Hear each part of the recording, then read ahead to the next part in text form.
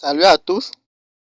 Dans la précédente vidéo, on avait parlé des composants de la carte Arduino. On avait expliqué en détail la carte Arduino. J'ai fait une autre vidéo pour vous parler des protocoles qui utilisent la carte Arduino pour communiquer avec des capteurs. Parce que je l'avais oublié dans la première vidéo qui expliquait ces composants. Lorsque on a un capteur qui communique avec Arduino, il faut qu'on sache quel protocole ce capteur utilise. J'ai expliqué dernièrement le protocole SPI. Cette vidéo va se concentrer sur le protocole IDC. Alors, le cas palpable du capteur qui utilise le protocole de communication IDC, c'est les afficheurs LCD. Ces afficheurs nouvellement sortis ont un module supplémentaire qui leur permet de communiquer avec Arduino à partir du protocole IDC. Alors, lorsque vous avez ces capteurs,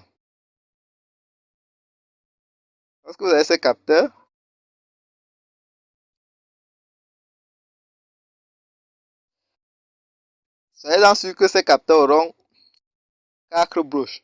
Il y aura la première broche et vous pouvez suivre cette vidéo avec un écran LCD en main pour bien voir la compatibilité.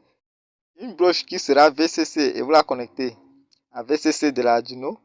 L'autre broche qui sera GND et vous la connectez au GND de l'Arduino. L'autre broche qui sera, ça c'est sur le capteur, l'autre broche qui sera, excusez,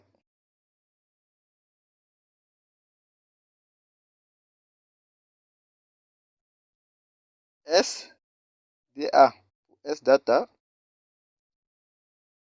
Ça, il va vous dire où la connecter. Et l'autre broche qui est SCL pour Serial Clock. Pour l'horloge, sur la carte Arduino, le protocole IDC se connecte aux entrées analogiques exclusivement. Alors, dans quelle broche? On a les broches A4, les broches A5. La broche A4, c'est pour l'entrée SDATA.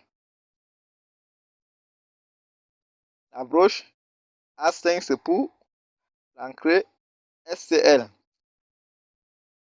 Donc, pour connecter un capteur qui utilise un protocole IDC, vous reliez les alimentations VCC et GND de façon habituelle, comme naturellement quoi.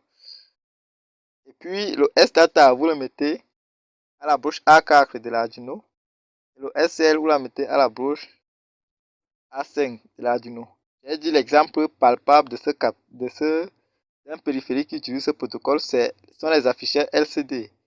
Les afficheurs LCD qui n'ont pas de module supplémentaire, vous pouvez regarder ces afficheurs.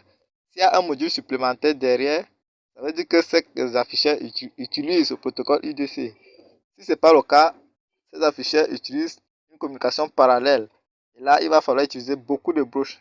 Ce que je ne conseille pas. L'Arduino en soi n'a pas d'abord beaucoup de broches de connexion. Alors, s'il y a moyen d'utiliser ce protocole IDC pour limiter le nombre de broches utilisées, je vous le conseille. Je vous demande de liker la vidéo, je vous en prie. Abonnez-vous à la chaîne pour ne pas rater les prochaines vidéos. Et mettez les critiques, vos suggestions en commentaire. Je n'hésiterai pas à apporter une réponse si je peux.